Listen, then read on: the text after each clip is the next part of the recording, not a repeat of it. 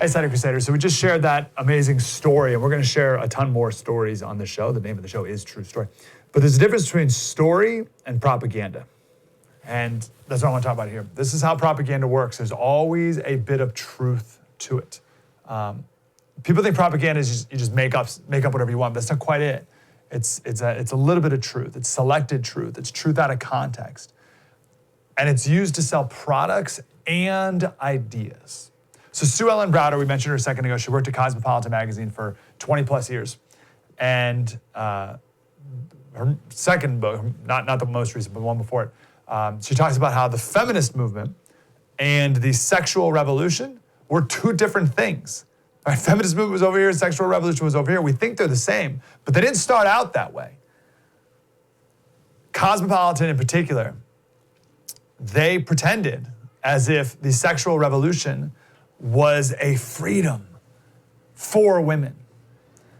And Cosmo, over time, kept equating them as the same, and then they ultimately did.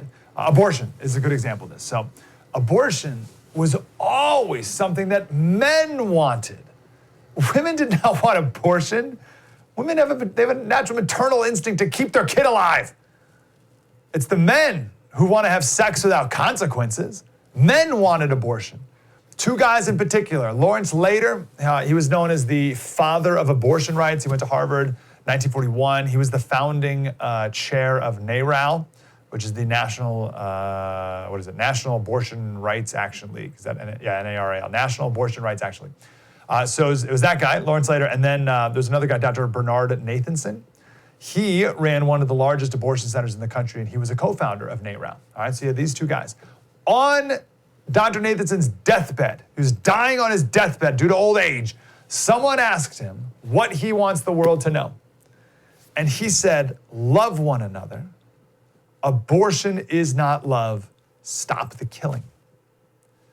Dr. Nathanson was the guy who came up with the line of, hey, you can be against abortion personally. You could be against it. But this is a decision that must be left between a mother and her doctor. Okay, so he was a doctor. I put that in quotes because he's murdering babies, but he's the one who's like, hey, listen, you can be against it personally, but this is between a woman and her doctor, right? And that he was the guy who came up with it. So, oh, by the way, it all came crumbling down for Nathanson, again, co-founder of NARAL, when he saw his first ultrasound. Roe v. Wade was 1972 or three, I think three. And ultrasounds weren't really widespread and popular until a couple years even after that, until after Roe v. Wade. So he, when he saw his first ultrasound, he was like, oh, geez. And that's when it all came crumbling down. Check this out. This is near the end of his life.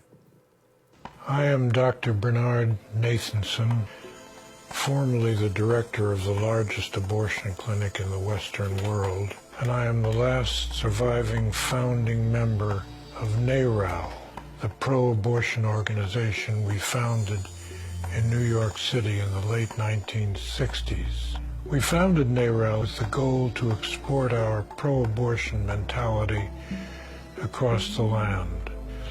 One of our strategies in order to mislead the American public was to deny what we knew to be true, that an abortion kills an existing human being. We denied that fact in an effort to mislead the American public and the courts of this land. I myself am personally responsible for over 75,000 abortions. This was the greatest mistake of my life, and legal abortion was the greatest mistake this nation has ever conceived. It must be brought to an end after 50 million deaths of unborn babies. I am Dr. Bernard Nathanson, obstetrician-gynecologist, and the last surviving member of the NARAL group. Amazing, right? So these two guys were close to Betty Friedan, which is the feminist mystique. And they worked to convince her to put abortion in the Women's Political Bill of Rights, which was 1967. So the Bill of Rights, I think there's only like 7 points, and it was like no more employment discrimination, no more education discrimination against women, maternity leave, deductions for childcare expenses, stuff like that. And there were only, like, I think it was 6 or 7 of them. And the very last one they snuck in there was about abortion. They called it like a right for a woman to control her reproductive life, or women's reproductive lives. That's how they put it, reproductive lives. So this group of women, they met in DC to put forward this Women's Bill of Rights, and abortion was added at the end. And of the 105 feminists who were there, 57 voted for it, which is 54% of the vote. The next day, Betty Friedan comes out and says, all women are for abortion. And the newspapers took the bait, put headlines about how women support abortion, boom, done. There's your propaganda. Wow. That was deep and insightful. I want more of that. Like, subscribe, get more.